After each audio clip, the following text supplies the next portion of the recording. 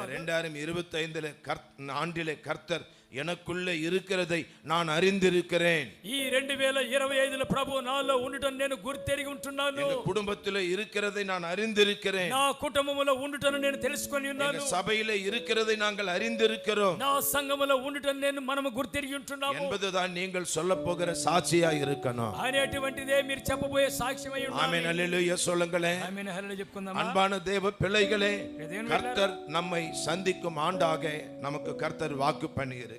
ప్రభువు మనలను సంధించేటువంటి సంవత్సరముగా ప్రభు మనకు వాగ్దానం చేశారు. ஆண்டவர் சந்திக்கும் பொழுது நமக்கு உண்டாகுகிற 5 ஆசீர்வாதங்களை அன்று இரவு உங்களுக்கு நான் சொன்னேன். ప్రభువు మనల్ని సంధించేటప్పుడు మనకు చేకూర్చబడేటువంటి 5 ఆశీర్వాదములు ఆ రాత్రే మీకు చెప్పి ఉన్నాను. மீண்டும் உங்கள் நினைவுக்கு கொண்டு வர அந்த வார்த்தைகளை நான் குறிப்பிட விரும்புகிறேன். మరలా మీ జ్ఞాపకంలోనికి తెచ్చుటకై ఆ మాటలు మీతో చెప్పాలనుకుంటున్నాను. ஆண்டவர் ஒரு மனுஷனை சந்திக்கும் பொழுது அன்பான தேவ பிள்ளைகளே, என்ன உண்டாகுகிறது என்று பார்க்கும் பொழுது ரட்சிப்பு உண்டாகுகிறது. ప్రియులారా, ఒక వ్యక్తిని ప్రభు సంధించినప్పుడు మొట్టమొదటి అతనికి రక్షణ చేకూర్చబడును.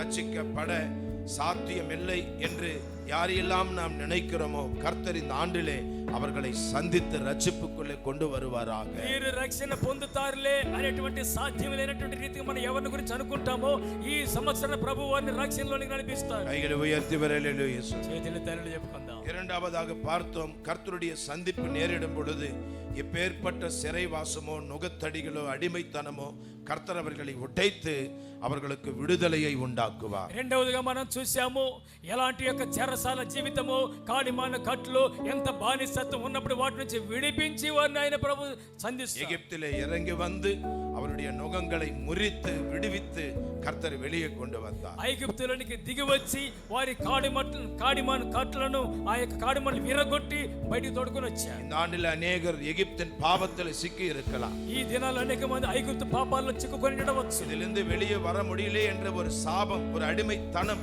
ஒரு பழக்கம் ஒரு சிலருடைய வாழ்க்கையிலே கட்டி வைத்திருக்கும். దీనిలో నుంచి బయటికి రాలేకపోతున్నటువంటి ఒక శాపం, ఒక బానిసత్వ కట్టు వారిని కట్టబడి ఉంటున్నది. பிள்ளைகள் சபைக்கு வருகிறார்கள், బిడ్డలైతే సంఘానికి వస్తున్నారు, வார்த்தையை கேட்கிறார்கள், దేవుని మాట వింటున్నారు. ஆனால் தகப்பனோ தாயோ வழி தவறி நடக்கும் பொழுது, అయితే తల్లిదండ్రుల మార్గం తప్పి తిరిగేటప్పుడు பிள்ளைகள் கேள்வி கேட்பார்கள். పిల్లల వారిని ప్రశ్నలు అడుగుతారు. என் டாடி என் மம்மி இப்படி இருக்கிறார்களே என்று சொல்லி, మా యొక్క నాన్న మా అమ్మ ఈ విధంగా ఉన్నారే అని చెప్పి, அப்படியானால் அன்பானவர்கள் அப்படிப்பட்ட நுகங்களை முறிக்கும்படி கர்த்தர் இறங்கி வருவாரானால் ஒரு விடுதலையை நிச்சயம் கர்த்தர் கொடுப்பார். అలాంటి యొక్క స్థలంలో దేవుడు దిగి వచ్చినట్లయితే అలాంటి కాడిమాన కట్టులను తెంపిన విడుదల నిశ్చయంగా అనుగ్రహిస్తాడు. ஆமென் ஹல்லேலூயா சொல்லுங்களேன். ఆమేన్ హల్లెలూయా.